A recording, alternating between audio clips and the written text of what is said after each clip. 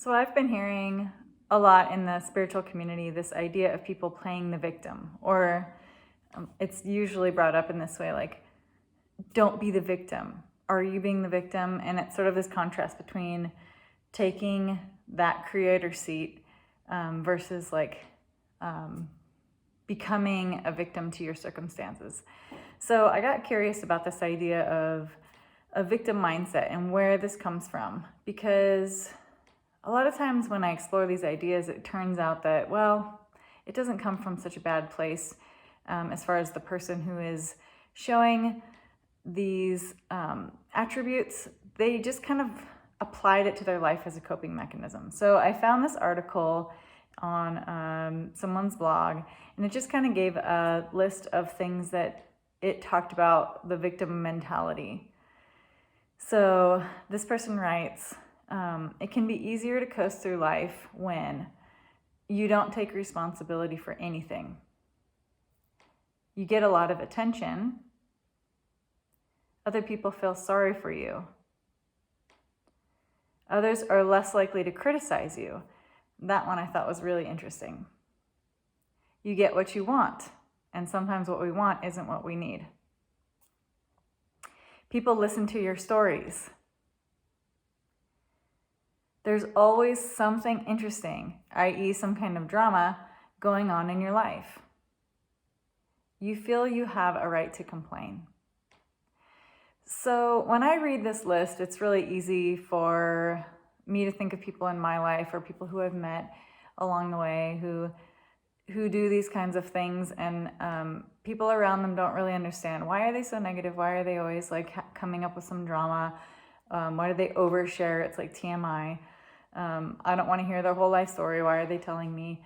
But I think this really does come from a place of trying to get needs met, trying to get love, attention, finding our place in society and in our friend group, and just honestly trying to feel like we belong.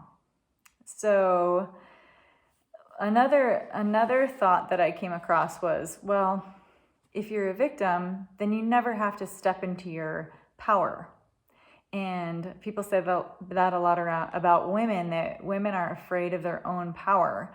They're taught to be powerless and afraid of their own power, and so they really don't. They would rather stay in that passive, submissive role than actually stepping into their power, because then they have to actually own and address and start taking action on some of these things that are inside of them. So I just really wanted to explore this idea instead of just kind of,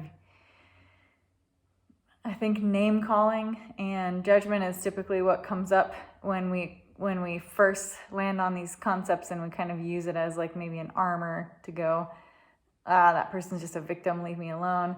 But I think there's room for just creating the awareness around why people are doing this. It doesn't mean they're a bad person. It doesn't mean they're an energy vampire. Yes, what they're doing might be taxing, but it's always okay to set a healthy boundary with someone who is dumping on you, and to say, hey, I don't have space, I'm not resourced enough to listen right now, or even drawing limits like, hey, I'm noticing that you never tell me anything good about your life. Like, how about we take out the next week and just only talk about the good things? Not that I'm not here to listen, but I also don't want to stew in the negative, because what we focus on, we get more of. So if we're always creating an energy of frustration and helplessness, the universe is going to bring more of that into our lives. So I just wanted to explore this concept and kind of draw in some new ideas around it for myself, and I just felt like sharing that, and maybe that resonates with someone else. Maybe we can just be a little bit kinder, but also not enabling. I'm kind of that tough love friend. Sometimes I get complaints that I don't like to really give a lot of space for pity or sympathy, but I know that doesn't help people. Comfort is one thing, listening is one thing, but pity and